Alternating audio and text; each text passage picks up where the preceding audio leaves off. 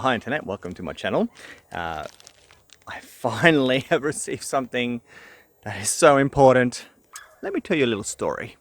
So I'm sitting here in my Holden Commodore Sportswagon, and another one of those exciting videos, and I have never been so excited to receive one of these. And what it actually is well, let me tell you a bit of a background to it. So I've owned this Commodore now for about 5 years. It's a wonderful piece of engineering, Australian engineering. I don't know, can we say that? Is it wonderful? Wonderful or not, it's my car. It's been my car for 5 years, and overall really happy with the VE 3-litre city Sportwagon. Great cars all around, but it does have some flaws, and one of the known flaws, and some people have had an issue with this, is the cruise control disengages while mid-drive, and sometimes it just doesn't even come on, and sometimes it just turns off randomly, and people have been having all sorts of problems. After a lot of searching, I finally got to the bottom of potentially the fix for getting my cruise control fixed. Now, I love cruise control. Like, I can't live without it, really. We've got two of these cars. So my wife's car, exactly the same car, no problems with cruise control whatsoever. It's great. So there's, it's one of those things that happens to some cars and not others, okay? But quite a few people have had issues.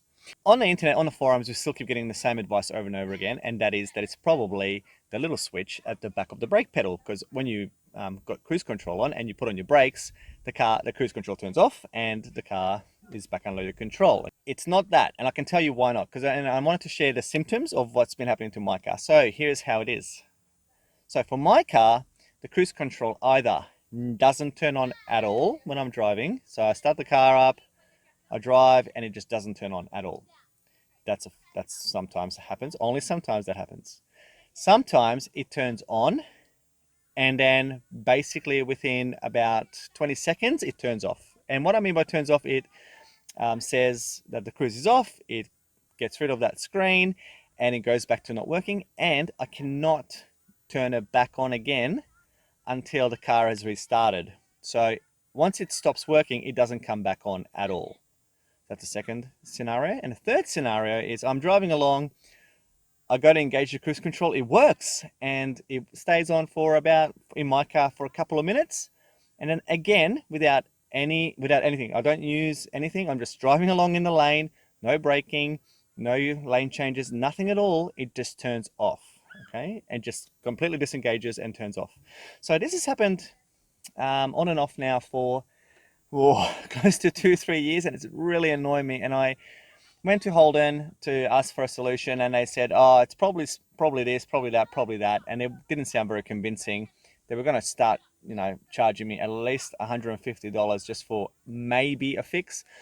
So I didn't want to do that. Anyway, I went on the forums, I did a lot of searching, and I've come up with the answer, hopefully.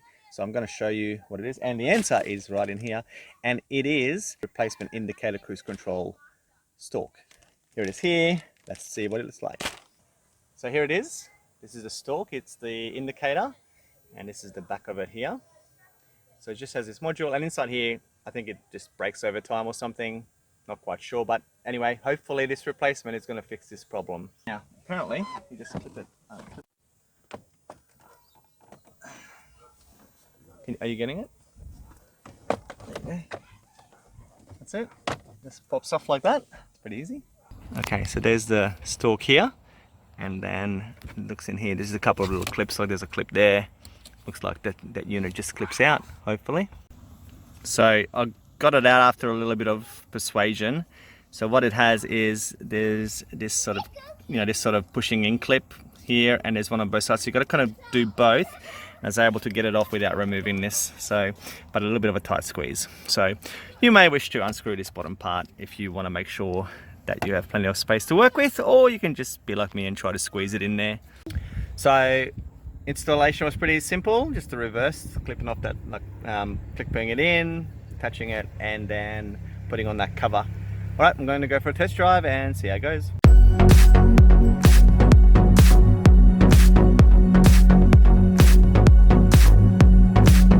I've just driven about 10 kilometers with the cruise on the whole time.